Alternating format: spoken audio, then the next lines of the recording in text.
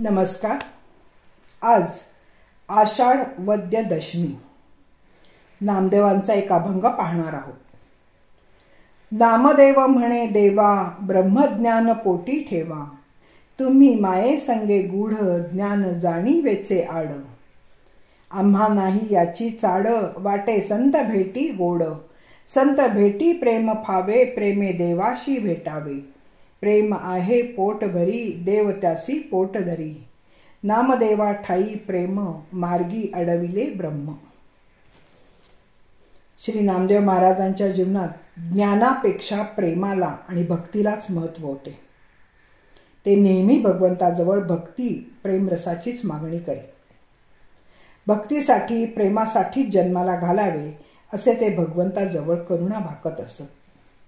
देई भक्ती रस प्रेमा, देवा घाली आम्हा जन्मा. नुसत्या ज्ञानाने परमात्मा ओळखता येत नाही, त्यासाठी भक्तीची आवश्यकताही असतेच. शास्त्री पंडित ज्ञानमार्गी असतात.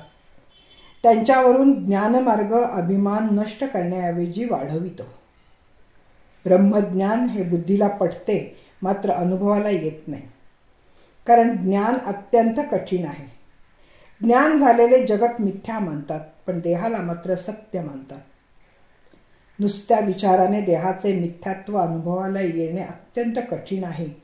हे जाणूनच नामदेव भगवंताला म्हणतात, देवा पांडुरंगा, अद्वैत ब्रह्मज्ञानाचा जो बोध आपण मला सांगत आहात तो तुमचा तुमच्या जवळच ठेवा. तो तुमचा तुम्हालाच लखलाभ. तुम्ही मायेमुळे आवृत्त झालेले आहात याची मला जाणीव आहे. मी आपले स्वरूप जाणण्याचा प्रयत्न करूनही उपयोग नाही.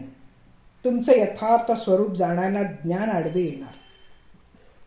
पण या तुमच्या ज्ञानाची आम्हाला बिलकुल आवश्यकता नाही. त्यापेक्षा आम्हाला संतांच्या भेटीत अधिक गोडी आहे. ती भेट झाली तर अधिक आनंद मिळेल. म्हणून ब्रह्मज्ञानापेक्षा सत्संग मला तरी अधिक प्रिय वाटतो.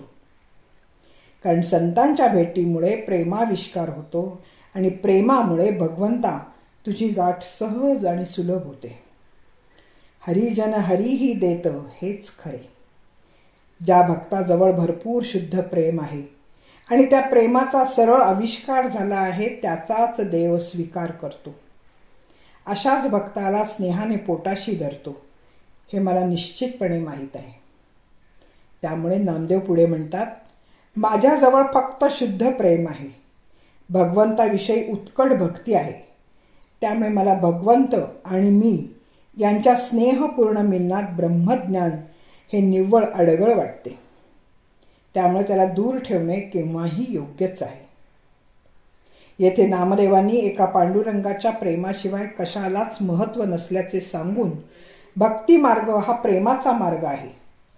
साधकाने श्रद्धेने भगवंतावर प्रेम करावे, ज्याच्या स्मरणात निर्धास्त असावे असे सुचवले आहे.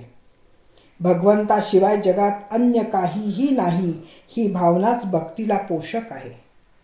आणि तीच भावना भक्तीत उत्कट राहण्याला फार महत्त्व आहे. ज्ञानाचे तसे नाही. त्यात आत्मानात्म विचाराला प्राधान्य असते.